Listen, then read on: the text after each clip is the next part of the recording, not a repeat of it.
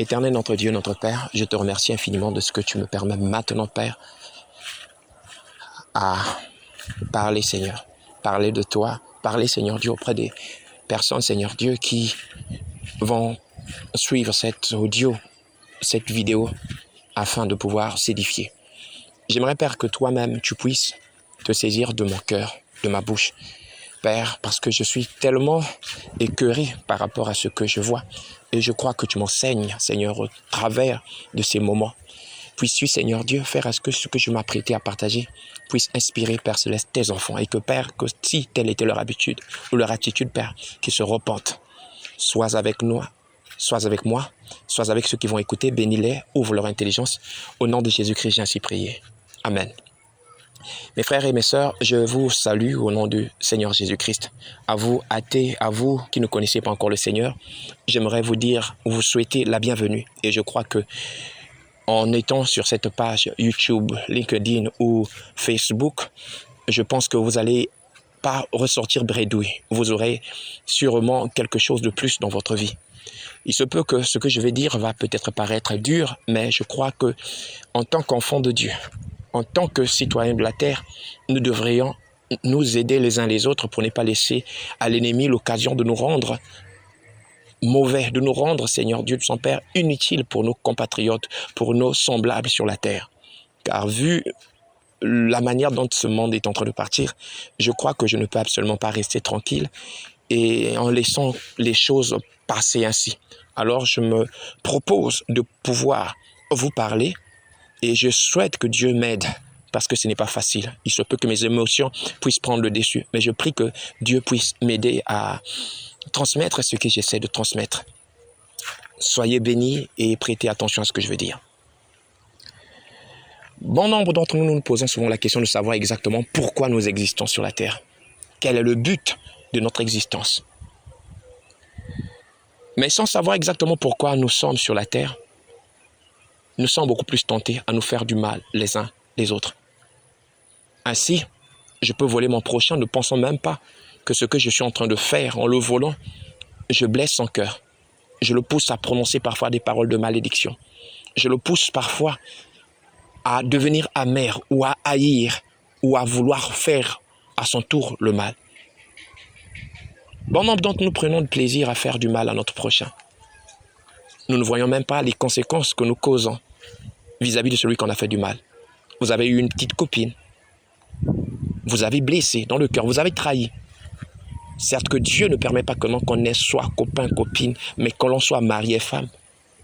Mais vu que le monde actuel est correctement corrompu, pourri, démantelé nous sommes, disloqués nous sommes, nous avons permis que certaines attitudes puissent faire partie de la vie quotidienne. Et en étant copain à une copine, on blesse, on trahit. Et les cœurs de bon nombre d'entre eux sont touchés, blessés, si bien que certaines de ces filles que nous blessons, certains de ces hommes que nous trahissons, finissent par avoir une mauvaise image de la femme, une mauvaise image de l'homme. Nous trahissons nos amis en affaires, des hommes en sorte qui nous ont fait confiance, des personnes qui nous ont fait confiance. Nous les trahissons. Et cela sans état d'âme. Nous arnaquons, nous prenons de l'argent des gens qui nous ont fait confiance. Ce qui nous préoccupe, c'est notre bien-être. On ne voit pas ce que l'on cause à l'autre. Combien de personnes avez-vous blessé? Combien de personnes avez-vous tué? Combien de personnes par vos paroles vous avez détruites? Mais pourtant, vous dormez tranquillement, vous vous engraissez. Ça ne vous fait absolument rien.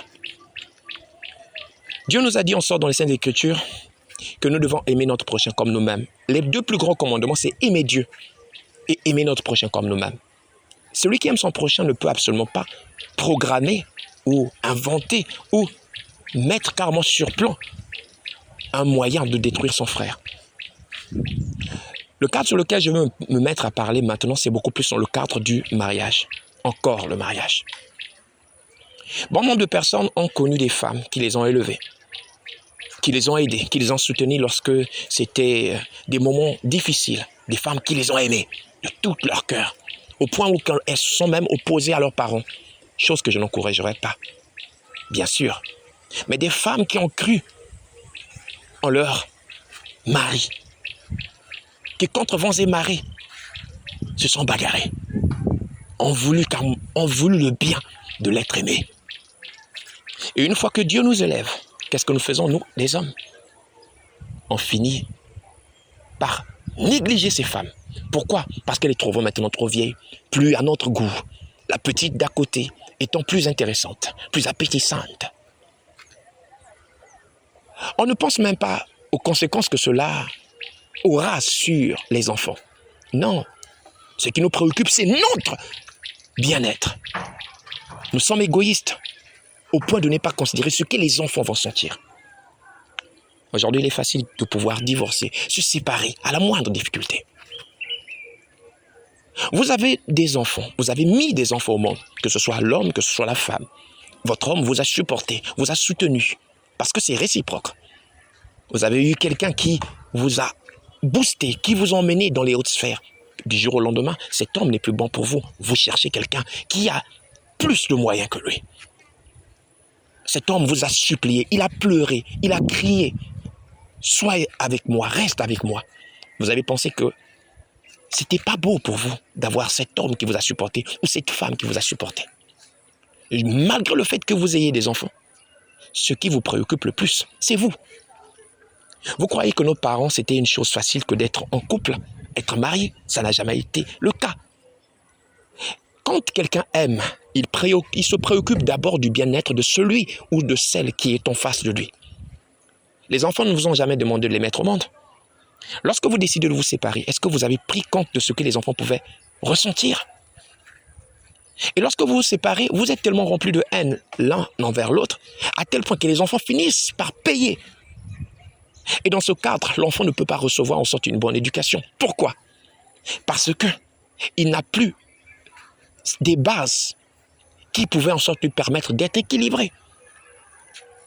Quand en sorte la mère cherchera à appliquer l'ordre, donner une bonne éducation à l'enfant, l'enfant verra que cela est trop difficile. Alors qu'est-ce qui se passe? Cherchera à partir chez papa. Pourquoi? Pour fuir simplement l'autorité de maman, pour fuir l'éducation de maman. Et une fois en sorte que l'enfant va se retrouver auprès de papa, pareillement, si papa essaie d'appliquer l'ordre, alors c'est quoi? L'enfant quittera son père pour fuir chez maman. Tout cela simplement dans le but de ne pas recevoir une éducation. Est-ce que vous êtes conscient de cela? Vous êtes conscient de cela?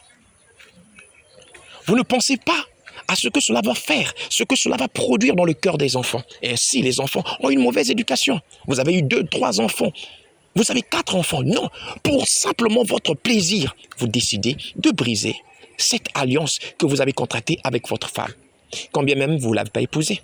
Vous avez pris sa jeunesse. Vous l'avez fait aplatir les seins. Vous avez fait d'elle en sorte ce que vous voulez. Et aujourd'hui, vous décidez de la jeter comme une chaussette. Vous allez dire, mon gars, tu ne sais pas exactement de quoi tu parles. Tu ne connais pas exactement ce que c'est que la vie. Lorsque tu as choisi cette femme-là, tu avais la tête où? Tu ne savais pas qu'elle était mauvaise. Non, tu as dit, mais en fait, c'est après qu'elle a changé, mon gars. Lorsque tu avais commencé à la courtiser, lorsque tu avais commencé à la chercher, tu n'as pas pris la peine de connaître d'abord son comportement avant? Ou femme, toi qui aujourd'hui dis que l'homme n'est pas, cet homme-là n'est plus en sorte de ton goût, parce que tu as rencontré des hommes d'affaires, des hommes dont tu ignores complètement la profondeur. Cet homme qui t'a élevé, cet homme qui t'a porté, cet homme qui a été avec toi dans les malheurs, comme dans certaines situations de bonheur, tu l'as abandonné. Je suis avec... j'encadre souvent certains enfants. Quand j'ai le temps, j'essaie de leur donner une certaine éducation. Mais je me suis rendu compte que bon nombre d'enfants qui sont issus de parents séparés sont difficiles. L'éducation est un problème pour eux. Et quand ils reçoivent, ils rencontrent une certaine forme d'autorité.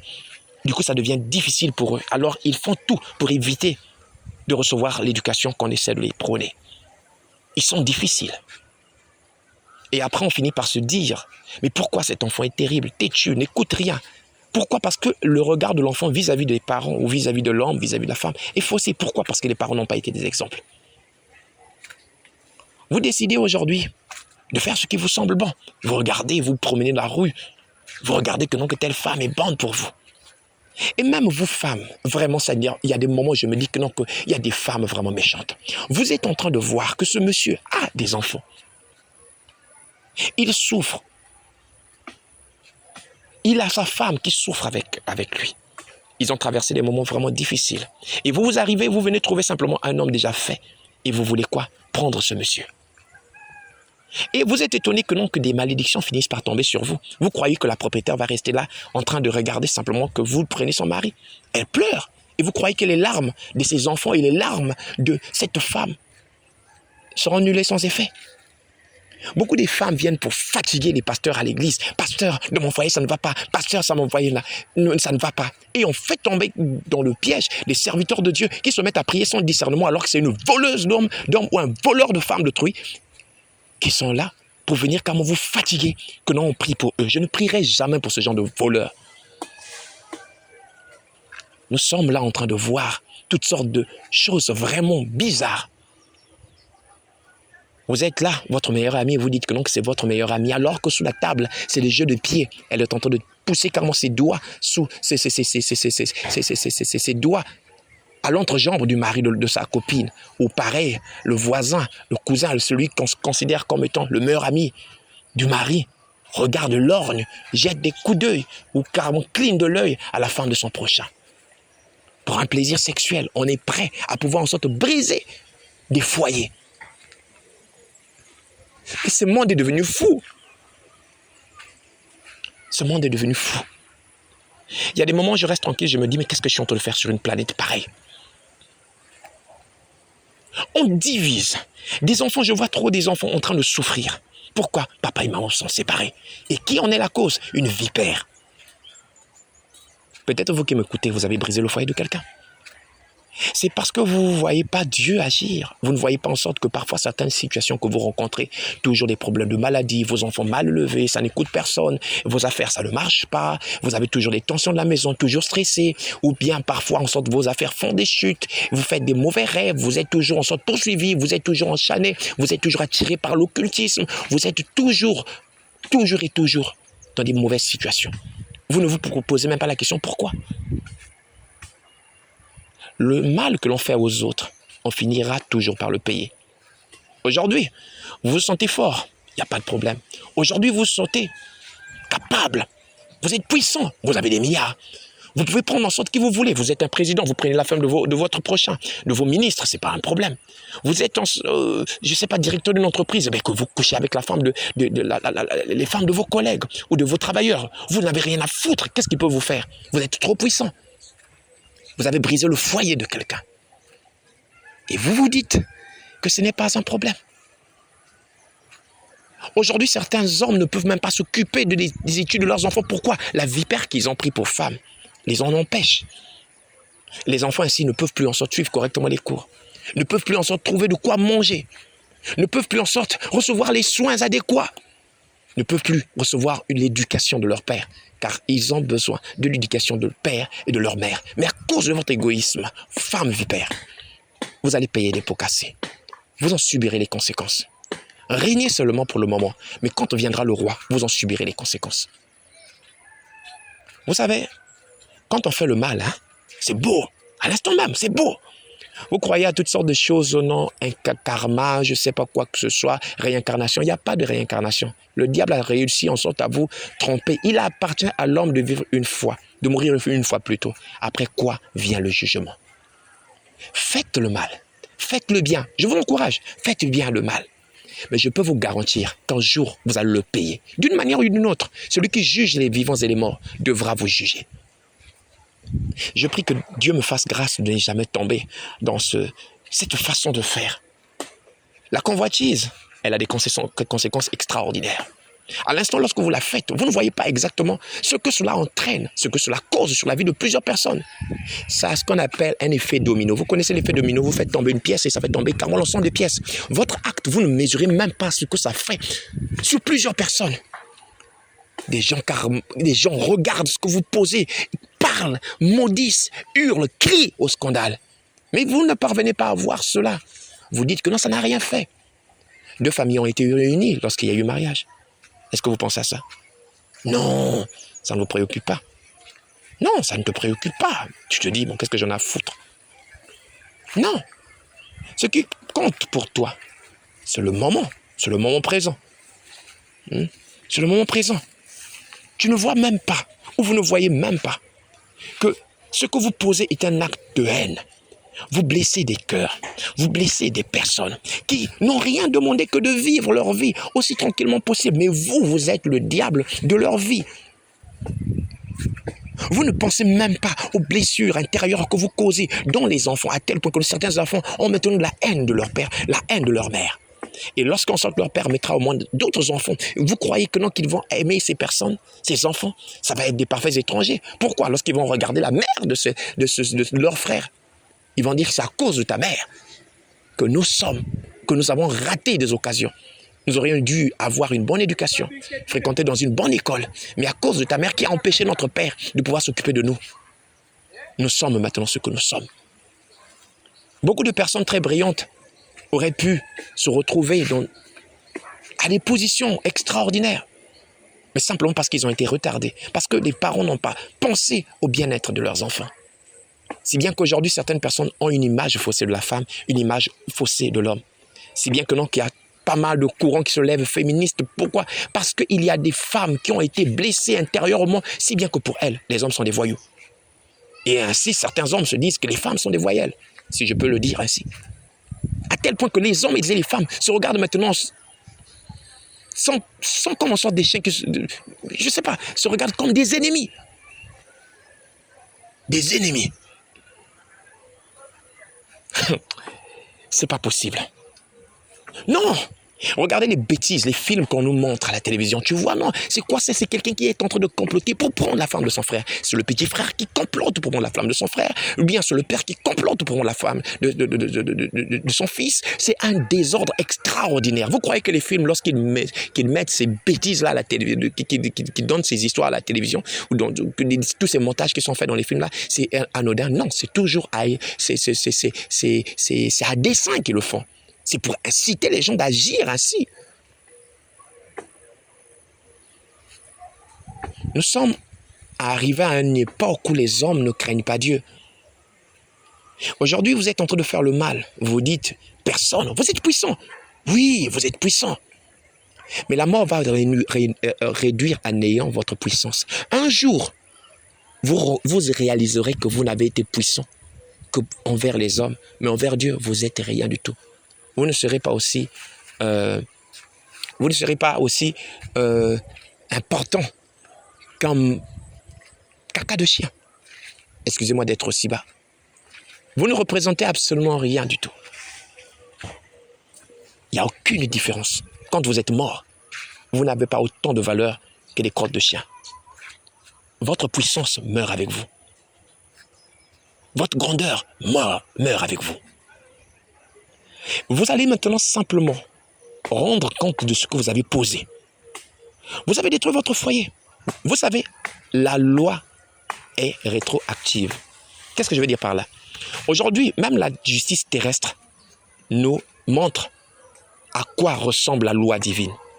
Vous allez voir quelqu'un qui a posé un acte depuis 1976 ou bien 1950, tant que la personne est vivante et que tant que la justice n'a pas encore clos son dossier. Si on met la main sur la personne, la justice le rattrapera et lui dira sa faute. Il sera condamné, combien même il a 99 ans. Ce n'est pas parce que vous avez fait le mal depuis longtemps que Dieu l'a oublié. Non! Un mal qui n'est pas confessé, un mal qui n'est pas renoncé. Il y a une chose que vous devez savoir. Cet acte se présentera toujours devant le tribunal de Dieu. Vous en payerez le prix. Oh, faites-moi confiance. Parlez le plus beau français que vous avez. Parlez le plus bel anglais que vous avez. Chinois. Peut-être que vous parlez 10, 40 langues. Que vous possédez les grandes entreprises. La femme que vous avez n'est pas votre femme. Vous avez brisé une maison. Vous avez brisé, hein? Vous avez brisé. Et si Dieu vous posait la question maintenant, est-ce que vous avez aimé votre prochain? En prenant la femme de votre prochain, est-ce que vous avez montré de l'amour vis-à-vis de votre prochain? Tu ne convoiteras pas la femme de ton prochain, ni son bœuf, ni son âne, ni son serviteur, ni aucune chose qui soit à ton prochain. Toi, femme, tu as pris la femme de Trouy, mais quand même le dimanche, à l'église, en train de chanter, avec une voix angélique, hurlant, car moi, oh Seigneur, je t'aime, entrant même en transe, parlons, prophétisant. Une vipère qui vient se cacher dans la maison de Dieu, Alors que la propriétaire du mari est là. Vous observez ainsi, on insulte les enfants de Dieu. Disons que les païens sont mieux que les chrétiens. On est là. On prend la femme de son prochain. On prend le mari de son prochain. Ça ne dérange pas. Et vous regardez un enfant qui aurait pu avoir des vêtements de qualité, une éducation de qualité, un père et une mère qui devraient être là pour soutenir, conseiller, apporter quelque chose. Mais non, parce qu'il y a une vipère, une sorcière, un sorcier qui s'est invité dans la fête pour détruire. Je sais que, non, que parmi les êtres humains, il y a des démons. Mais ce qui me rassure, c'est que je sais quelle est la fin des démons. Toi, si tu es un démon, oh, je te souhaite déjà le lac de feu. Tu sais très bien que tu payeras. Satan est en train de s'agiter. Lucifer, je t'envoie un message. Tu connais exactement déjà ta fin. Tu connais ta fin. Tu tomberas dans le lac de feu. Fais ce que tu veux. Anime, détruis. Les démons qui sont là peut-être autour, donnez un message à votre père, à votre maître. Et à tous les démons qui pilulent sur cette planète. Vous connaissez votre fin. Vous serez jetés dans le lac de feu. Et à vous enfants, à vous hommes, qui faites alliance avec les démons. Pendant que Dieu vous tend la main, vous ne voulez pas. Pendant que Dieu vous parle, vous ne voulez pas. Mais non, mais vous prenez plaisir à faire du mal. Il y a certaines personnes qui viennent simplement, ils entrent dans la vie de quelqu'un. Uniquement dans le but de diviser. Une fois, il a réussi à détruire le foyer de Trouille. Après, il lâche la personne. Il lâche l'homme, il lâche la femme. Mais c'est quoi c'est? Il a réussi à diviser. Ou elle a réussi à diviser. Elle s'en va. Et ainsi, certaines personnes réalisent que trop tard, mais pourquoi j'ai fait ça? Ils regrettent, mais pourquoi j'ai laissé mon vrai mari? Pourquoi j'ai laissé ma vraie femme? Vous partez parfois en sorte de vous accoupler avec des sorciers, vous vous étonnez que certaines choses ne marchent plus dans votre vie. Est-ce que vous savez qu'il y a des hommes qui, lorsqu'ils entrent dans votre vie, vous apportent des grâces? Comme des femmes qui ont des grâces. Vous prenez une femme belle extérieurement, vous connaissez son intérieur? Vous ne connaissez même pas exactement ce qu'est la personne au fond d'elle. Non, vous, c'est la plastique, l'extérieur, alors que c'est parfois une sorcière ou une démone.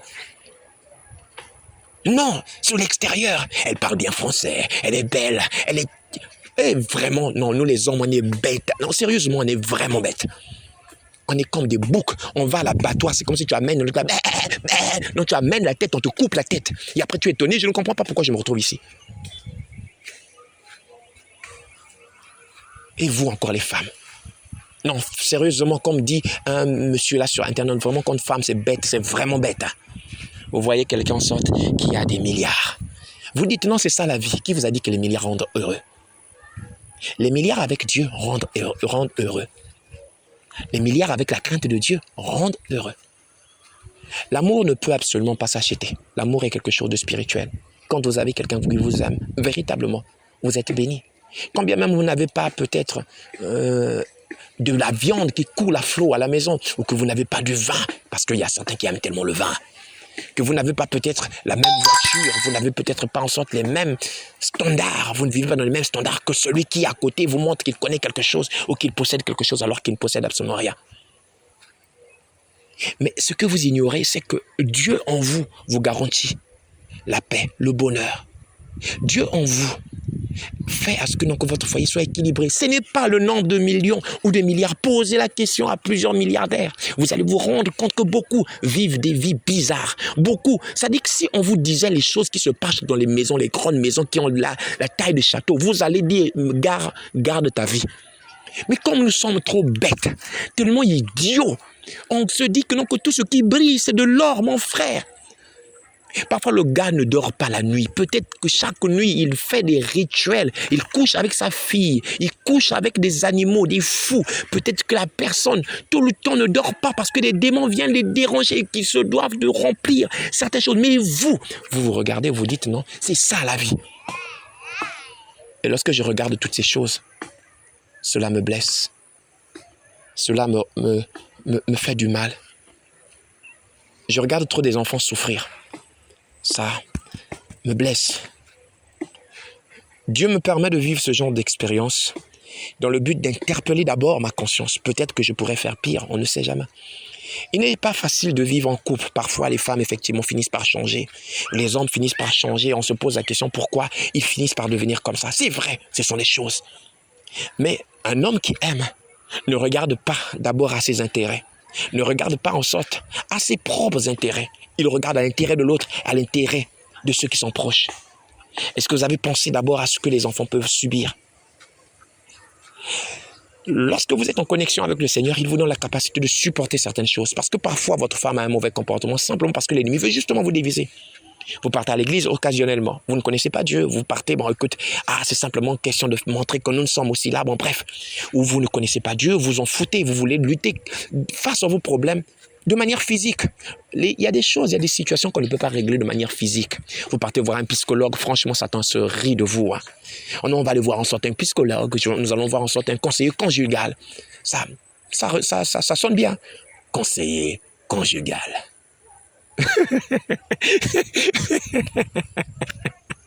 Non, écoutez, sérieusement, je ne me moque pas du travail des gens. Conseiller conjugal avec la présence de Dieu, ça marche. Conseiller conjugal en se servant du neurone, du muscle nerveux. Franchement, c'est une perte de temps. La preuve, là où il y a beaucoup de conseillers conjugaux, ici, là, en Afrique, cela, il n'y en a même pas. Conseiller conjugal, on m'a dit, c'est quoi, c'est ce gars-là va gagner l'argent, pourquoi? Pour qu'on lui parle et puis qu'il nous conseille. Allez, pas voir ailleurs si tu te trouves. Les conseillers conjugaux se trouvent dans des pays développés. Mais pourquoi il y a plus de divorces là-bas?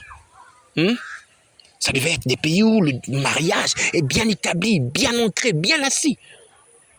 C'est pour dire que toutefois que les hommes essaieront de résoudre des problèmes par leur propre force, je vous jure, c'est les échecs.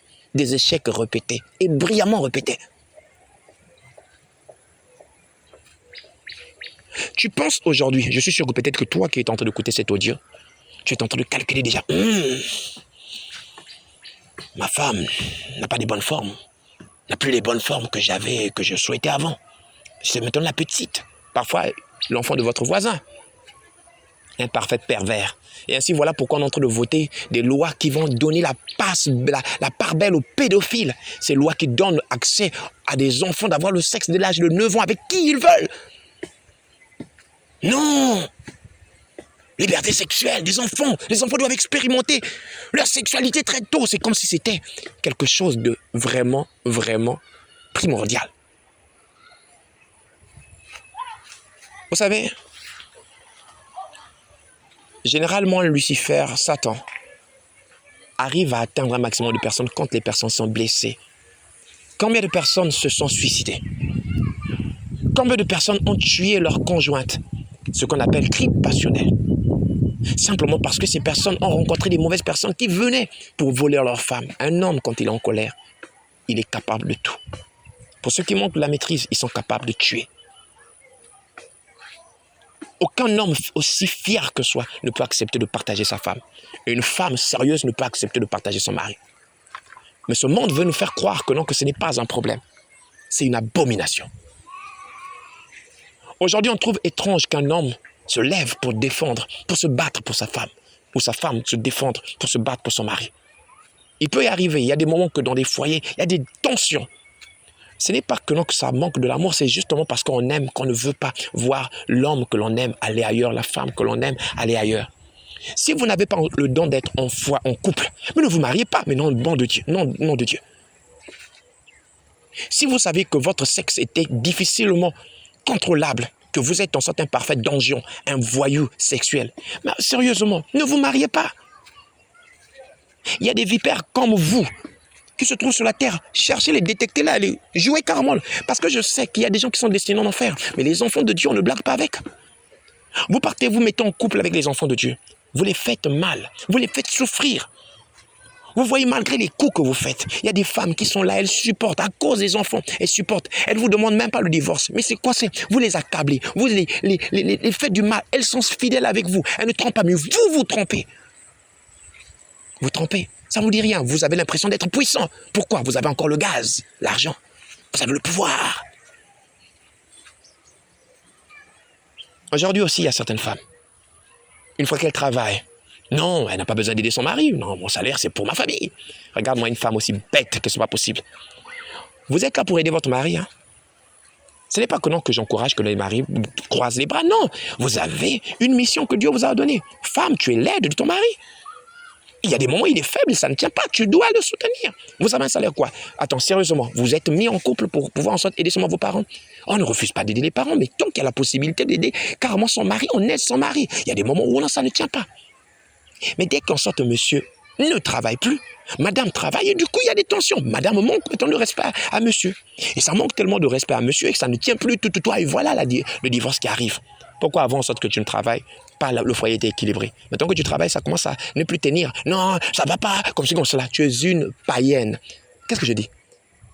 Tu es une matérialiste. Vous êtes une matérialiste. Qui vous a dit en sorte qu'être en couple, c'était uniquement basé sur l'argent? Non.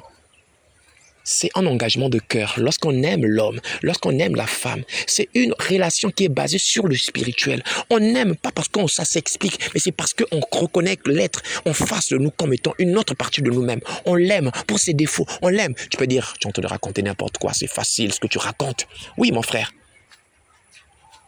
Je peux te comprendre à ton niveau. Je peux te comprendre. Tu as vécu des expériences bizarres, tu ne crois pas en l'amour. Mais je te signale que donc sur 100% de personnes, il y en a peut-être 2% qui vivent le véritable amour.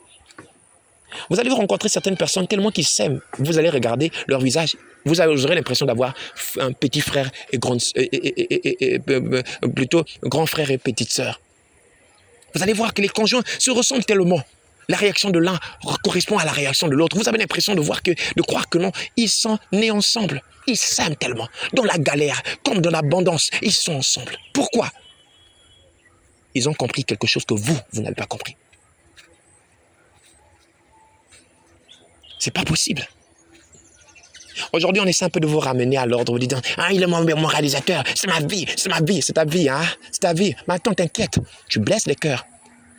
Tu fais du mal à une créature de Dieu. Vous croyez que lorsque vous faites du mal à une créature que Dieu a pris la peine de créer, que vous allez vous en sortir comme ça? Vous n'allez pas vous en sortir comme ça. Ah oui, tu m'écoutes, je suis sûr que la tentation de pouvoir arrêter l'audio ou bien de voir cette vidéo est grande. Oui, parce que tu te reconnais. Tu sais que tu as fait. Ce n'est pas un seul foyer, mais tu en as brisé plusieurs. Tu as brisé plusieurs foyers. Tu es une experte ou tu es un expert en destruction de foyers. La mission que le diable t'a donnée, c'est de briser des foyers. Une femme sorcière, un homme sorcier. Tu en répondras. Vie, règne. Vous savez, est-ce que vous savez quand est-ce que vous pouvez quitter la terre? Non, vous ne voyez pas cela. Vous êtes jeune, vous vous dites, oh, il y a quoi? Tu es sorti avec un papa et tu te poses la question pourquoi tu n'arrives pas à te marier. Non, tu ne vois pas que non, comment tu as été pillé spirituellement. Non, tu te poses la question, je ne comprends pas. Pourquoi je ne me marie pas? Tu sais combien de foyers tu as détruit? Tu sais avec qui tu es sorti? Tu sais les alliances que tu as faites? Tu sais le monsieur qui a couché avec toi ou la femme qui a couché avec toi? On t'a pillé spirituellement. Tu as pris plaisir. Tu avais cru que non, j'ai pris le plaisir. Alors que non, quand tu as dépouillé, un vrai dépouillement complet. Mais tu ne le savais même pas. Pourquoi? Pour toi, ce qui était carrément plus important, c'était oui, le plaisir. Tu criais, tu hurlais. Mais tu ne savais pas qu'on te pillait. Oui, il faut qu'on vous dise les choses clairement. Vous allez vous poser la question, c'est quoi ce genre de pasteur? Non, il y a des pasteurs, il y a mes frères qui disaient des choses de manière douce. Non, vous avez besoin quand même des gens de pasteurs qui vous disent les choses clairement. On est là, on est en train de fatiguer les serviteurs de Dieu. Et les païens se disent que non, que les serviteurs de Dieu ne font pas leur travail. On éduque, on dit. C'est quoi cette affaire? Je regarde trop des enfants souffrir. Je regarde trop des familles se détruire. Je regarde pourquoi? Non, parce qu'il y a des personnes qui se sont fixées pour mission de détruire des foyers. Vous êtes en train de mettre au monde des enfants, non? Non, vous ne voyez pas cette partie-là. Vous avez mis au monde une fille, un garçon. Non, ça ne vous dérange pas. Non, qu'est-ce que j'en ai à foutre? Mais si, par exemple, votre fils aujourd'hui épousait une femme qui se comporte comme vous allez dire quoi sur cette femme-là? Qu'elle est mauvaise? Vous allez conseiller quoi? Vous n'allez pas être capable de conseiller. Ou bien, par exemple, votre fille tombe sur un jeune homme ou un mari qui se comporte exactement comme vous. Vous allez dire quoi à votre beau-fils? Il ne faut pas faire ça. Mais lui, s'il connaît votre dossier, il va dire, hé, papa, toi-même, vraiment, tu n'as même pas honte de me parler. Toi aussi, tu as fait la même chose à leur mère, non? Vous allez lui dire quoi? Quel sera le poids de vos paroles? Quel sera le poids? Il n'y aura absolument aucun poids. Vous allez lui parler par rapport à quoi? Non. Non, il ne faut pas distraire la galerie. Il ne faut pas distraire la galerie. On parle, c'est comme si on ne parlait pas. On vient à l'église, on est là, on écoute, on est touché. Mais c'est quoi ça, on repart à la maison? Le pasteur là, il voulait montrer quoi? Mon frère, tu vas aller en enfer encore pire. Ça dit que non, franchement, j'aimerais être même là, devant lorsque Dieu va te juger là. Je vais dire oui, que Dieu me pardonne. Franchement, car moi, s'il y avait même possibilité de chicoter, je vais te chicoter moi-même. Que Dieu me pardonne. Et je ne souhaite pas cela pour vous. Mais franchement, comprenez mon émotion. Il y a des moments, parfois, je me dis, mais Seigneur, comment tu arrives à supporter une personne comme moi? Ce n'est pas seulement ça. Le péché s'appelle le péché. Je me déteste moi-même. Le jugement que je porte sur vous, c'est le même jugement que je m'applique. J'en ai marre de cette vie. Vos enfants, un jour, vont vous dire les mêmes choses. Hein. C'est à cause de vous. Aujourd'hui, vous faites du mal à quelqu'un. Ne vous en faites pas. Dieu va vous remettre cela avec des bonus. Jada Pinkett, par exemple. Ah, Seigneur, que Dieu l'aide. Vous voyez ce qu'elle est en train de faire. Attention, je ne parle pas de Jada Pinkett dans le but de pouvoir la haïr. Non. Parfois, elle est sous l'emprise de certaines histoires, de certains esprits mauvais. Mais je prends simplement son exemple dans le but de pouvoir attirer l'attention de beaucoup de personnes. Imaginez-vous qu'elle est en train de mépriser le fils de quelqu'un. Elle méprise, elle humilie aux yeux du monde entier. Moi qui suis au Congo, ça dit que c'est pas possible. Lorsque je regardais seulement la vidéo, là, j'avais l'impression que je vais même mourir. J'avais l'impression de rentrer dans mon ordinateur, attraper cette femme-là, la prendre d'une grosse chicotte, la fouetter aux fesses. En faisant cela à son mari, Will Smith, elle est en train de baisser l'image de l'homme. Elle est en train de détruire l'image de l'homme. Mais si on faisait cela à son fils, que son fils trouve une femme pire qu'elle, qui va même peut-être jusqu'à détruire la vie de cet enfant, au point même de l'empoisonner ou de le tuer, est-ce qu'elle sera en colère contre cette femme ou sera-t-elle contente de dire « Ma fille, tu as été une bonne femme pour mon fils ». Ah non, vraiment, nous méritons d'être sur la table rouge. Nous allons trinquer carrément à la mort de mon fils, à la destruction de la vie de mon fils. Ah, franchement, tu es une inspiration. Tu as bien reçu mon enseignement. Elle sera contente? Ou bien que sa fille, Willow, trouve un mec qui agit de la même manière qu'elle agit vis-à-vis de Will. Ah, ça fait souvent mal quand on sort, ça nous concerne, hein? Mais jamais quand nous faisons les mal sur les autres. Faisons très attention. Dieu nous parle. Dieu attire notre attention. Faisons très attention. Hein? Vous ne voulez pas qu'on vous fasse du mal? Ne faites pas du mal aux autres. Ne faites pas aux autres ce que vous n'aimeriez pas qu'on vous fasse. Si vous ne voyez qu'au bout de votre nez, ce qui actuellement ça dit que c'est le maintenant qui vous intéresse, attendez-vous aux conséquences. Alors ne cherchez pas sorcier, parce que nous en Afrique on est tellement trop bêtes. Ça dit qu'on est trop bêtes que lorsqu'on sort les conséquences arrivent, on commence à chercher la tête de quelqu'un qui a les cheveux rouges, les cheveux blancs de la famille. Il a des yeux rouges, ça doit être le sorcier. On est tellement bêtes, on commence à aller chercher carrément les marabouts, les féticheurs, les magiciens, ou on sort ceux qui consultent les cartes, les tarots, je ne sais pas quoi cela, pour nous dire qui est en train de nous pourrir la vie. Et comme Satan sait que la plupart des êtres humains sont comme ça, alors il leur donne le mensonge, il leur donne ce qu'ils veulent entendre, ils veulent dire, il leur dit ce qu'il veut leur dire. Alors ainsi, on se divise encore, on fait du mal, on détruit, ignorant que tout cela s'additionne encore sur le mal qu'ils ont déjà fait, ou sur le mal que nous faisons déjà. Non, on ne voit pas cela. Non, il y a quoi? Tu ne crains personne, t'inquiète, tu craindras quelqu'un. Pour toi qui s'est mis déjà dans cet état, tu as pris le mari de truie, maman, laisse. Dégage, prends ton sac. Tu as déjà vu lorsque tu vois un gros serpent dans la maison, non? Voilà. Tu prends tes clics et tes claques, tu fous le camp. Tu laisses le mari de truie. S'il dit, chérie, je t'aime, comment est-ce que ça? Dis-lui carrément, j'aime la vie plus que la mort, hein, maman? Voilà. S'il y a la possibilité, tu vas aller carrément chez la femme, là. La propriétaire, maman, je t'ai blessé. Je t'ai fait du mal. Pardonne-moi. Je te remets ton mari. Si elle est mariée aussi, vraiment. Mais au moins, tu es parti t'humilier. Va demander pardon. Tu as fait du mal à quelqu'un. Tu as pris le mari de truie. Va demander pardon. Toi, mec, monsieur, vous avez pris la femme de truie. Laissez-la. Son mari est vivant. Ils étaient mariés. Laissez la femme de truie. Allez-y faire la paix. Demandez pardon. Et venez demander pardon à Dieu. Qu'on ne vous trompe pas. Vous allez payer jusqu'au dernier denier. Lorsque viendra le jugement, vous allez payer le dernier denier à toutes les personnes que vous avez fait du mal. Il y a un passage biblique qui dit ceci. Que lorsque quelqu'un vient se mettre à prier, lorsqu'il parle par exemple dans le cadre d'un couple, Dieu dit que non, qu'avant de pouvoir en sorte de venir prier, il faudrait, si tu te rappelles, lorsque tu veux offrir une offrande à Dieu, que là que tu te rappelles que non, que ton frère a un problème avec toi, laisse d'abord ton offrande devant l'autel et va te réconcilier avec ton frère. Après quoi? Viens offrir. Pour dire quoi c'est? Avant que tu puisses venir me demander pardon à moi, Dieu, quand tu te rappelles que non, qu'il y a quelqu'un qui pointe du doigt sur toi parce que tu l'as offensé, vas-y d'abord faire la paix avec lui. Et une fois que tu as fait la paix avec lui, alors là, Dieu voit que, donc, vous avez fait la paix. Alors qu'est-ce que tu vas faire? Tu vas te rapprocher de la personne. Tu vas te rapprocher maintenant plutôt de Dieu. Et quand tu te rapproches de Dieu, alors là, Dieu acquiert, accepte ton offrande. Mais si carrément tu dis, je n'ai rien à foutre de celui à qui j'ai blessé là, et tu viens devant Dieu, ça dit que tu es en train de perdre du temps. Tu es en train de t'amuser. En tout cas, vraiment, tu as du temps à perdre. Vous avez vraiment du temps à perdre. Donc, il faut faire très attention. Vous dites, ah, j'ai rien fait, mon frère. Tu as fait quelque chose de grave. L'humain que tu as blessé là, c'est celui qui va t'emmener en enfer. Tu t'es dit que non, il n'y a rien, t'inquiète. Certaines personnes vivent des maladies inguérissables. Pourquoi? Ils ont pris la femme d'autrui, ils ont pris le mari d'autrui. Certaines personnes ont vu leur affaire chuter, ils ont pris la femme d'autrui. Regardez, priez que vous ne tombez pas sur la femme d'un enfant de Dieu. Priez que vous ne tombez pas sur le mari d'un enfant de Dieu. Tous les êtres humains ne se ressemblent pas. Regardez, il y a des gens qui sont partis se frotter avec les véritables enfants de Dieu. Ils ne sont pas nombreux sur la terre. Parce que vous avez l'impression de croire que vous pouvez aller toucher n'importe qui. Vous pouvez être homme d'affaires. Vous avez un travailleur qui est enfant de Dieu. Rien que par sa présence, votre société peut avancer. Mais quand vous essayez de le toucher, il sort de votre compagnie. Vous allez voir parfois votre société en train de chuter carrément libre. Parce que vous ignorez que donc, si votre société est en train d'évoluer, c'est à cause de cette personne. Peut-être que votre foyer tenait simplement debout parce que vous avez un enfant de Dieu avec vous, alors que vous étiez une personne morte. Mais grâce à la présence de cette personne-là, vous avez connu les grâces de Dieu. Non, vous êtes tellement charnel, vous ne savez même pas cela. Parfois, cette femme a été pour vous un canal par lequel Dieu vous a béni. Non, vous ne saisissez pas. Tellement bête que vous êtes.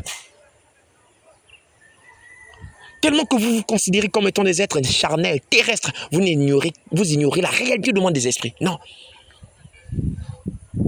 Mais non, c'est le rythme. Vous avez fait des alliances, vous vous êtes fait des amitiés avec des gens qui n'ont absolument aucune crainte de Dieu. Et voilà. Et voilà aujourd'hui où est-ce que vous en trouvez. Aujourd'hui, non, respirez juste. Vivant seulement. Vous verrez. Si ce n'est pas sur cette vie-là, c'est de l'autre côté que vous allez réaliser votre bêtise. Oh, ne vous en faites pas. Faites confiance en Dieu. Il ne rate pas. Si vous reconnaissez que vous avez fait le mal, mettez de l'ordre dans votre vie. Dieu vous tend la main. Dieu vous tend la main. Réparez les erreurs que vous avez faites. Vous avez blessé, vous avez détruit. Reconstruisez ce que vous avez détruit. Humiliez-vous. Obtenez le pardon de ceux qui vous ont fait, que vous avez fait du mal. Humiliez-vous. Parce qu'il en va de votre vie éternelle. Vous avez peur de la mort physique. C'est-à-dire qu'il y a un plus grand danger. Que vous croyez ou pas en Dieu, vous êtes en train de jouer avec votre vie éternelle. Vous croyez que Dieu a écrit dans les 10 commandements que vous ne voulez pas croire. Païen, athée. Non. Regardez. Que vous soyez athée, que vous soyez chrétien, que vous soyez bouddhiste, musulman ou je ne sais pas quoi c'est, je vous le garantis que la loi de Dieu est écrite dans les cœurs des hommes. Les hommes savent distinguer le mal du bien. La preuve, lorsque vous voulez tromper votre femme, vous le faites en cachette. Lorsque vous voulez tromper votre mari, vous le faites en cachette. Qu'est-ce qui vous pousse à le faire en cachette? À vouloir le faire en cachette? Au départ, parce que vous savez, votre conscience vous dit, c'est pas bien. Mais c'est lorsque vous vous exercez à faire les mêmes choses que la conscience finit par perdre sa force à tel point que ça devient normal pour vous. Vous ne vous cachez plus. Alors, où est-ce que vous en êtes maintenant? Repentez-vous. Soyez sincère avec vous-même. Changez d'attitude avant qu'il ne soit trop tard. Demandez pardon à Dieu. J'espère qu'en ce peu de mots, j'ai pu interpeller au moins une seule personne. Pour ceux qui ne n'écouteront pas, ce n'est pas mon problème. Ma seule responsabilité, c'est de limiter simplement à vous dire la vérité. Est-ce que je suis parfait? Alors là, franchement, ne comptez pas là-dessus. Je suis imparfait. Mais au moins, je suis reconnaissant que Dieu me montre que je suis imparfait. Et il m'aide. Je lui ai présenté mon dossier pourri. Alors je crois qu'il m'aidera à devenir meilleur. Ce n'est pas simplement mon enseignant, mais je m'enseigne moi-même. Que Dieu vous bénisse, à vous. Que Dieu vous bénisse, à vous qui m'avez écouté. Et qu'il vous aide à prendre des bonnes décisions qui s'imposent avant qu'il ne soit trop tard. Que la paix de Dieu vous accompagne. Je vais prier. Béni sois-tu, éternel notre Dieu, toi qui m'as permis, Père, de partager. Puisses-tu faire à ce que, Seigneur Dieu, que ce partage puisse atteindre le cœur de quelqu'un, ne fût-ce qu'une seule personne qui se repente. Qu'il mette sa vie en ordre. Soutiens-les. garde-les dans ta présence. Face à ce que, Seigneur Dieu, que toutes ces pensées, cette montagne, cette résistance qu'ils avaient dans le cœur à ne pas renoncer au mal, disparaissent au nom de Jésus.